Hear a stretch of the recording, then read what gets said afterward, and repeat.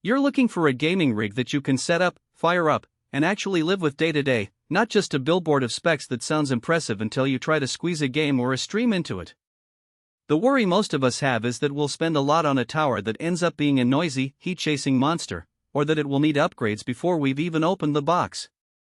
That risk is real, especially when you're trying to balance performance with a budget that doesn't feel like a loan. Link is in the description if you want to check the product details on Amazon. What makes the Corsair Vengeance i8200 stand out is that it's built around a specific workflow: high framerate gaming, heavy multitasking, and a bit of future-proofing for the next-gen titles that are already on the horizon. It's not a bare-bones case you have to hunt down parts for, it's a fully assembled machine that arrives ready to plug in your monitor, keyboard, and headset. That matters because the biggest source of buyer hesitation with pre-built PCs is the hidden trade-offs like a cramped interior that forces the GPU to run hotter, or a power supply that's just barely enough for an upgrade later on. Corsair has tried to address those concerns by pairing a liquid-cooled 14th Gen Intel Core i9-14900KF with an RTX 5080, both of which sit behind a fairly spacious chassis that gives the cooling loop room to breathe.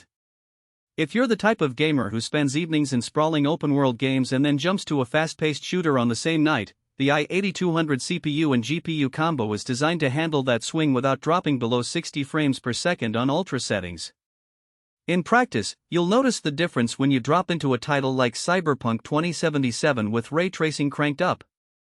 The RTX 5080's architecture pushes the frame count higher than a 40 series card would, and the liquid cooling keeps the i9 from throttling after an hour of continuous play. That means you can keep the room temperature stable and avoid the familiar fan rattle that many pre-built rigs emit when they're under load.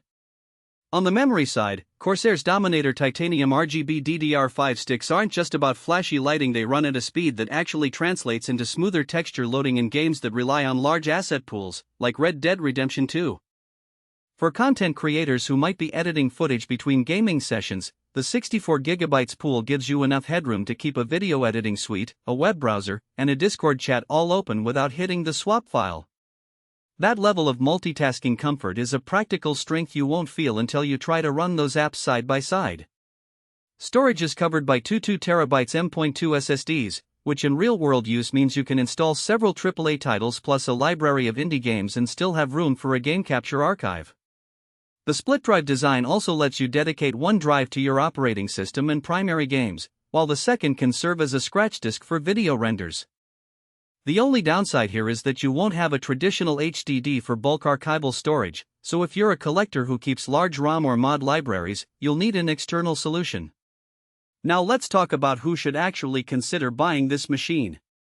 If you're a serious gamer who wants to stream at 1080p or 1440p while maintaining high frame rates, or a creator who needs a workstation that can handle 4K video encoding without a separate PC, the i8200 checks those boxes.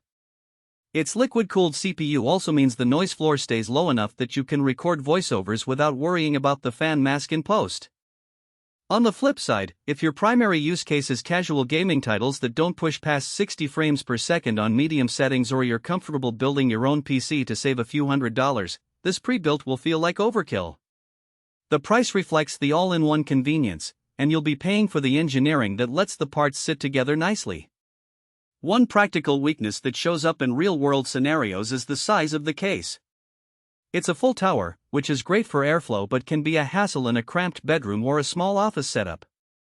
You'll need a decent amount of desk clearance, and the weight of the unit, especially with two 2TB SSDs and a hefty power supply, means you shouldn't expect to move it around often.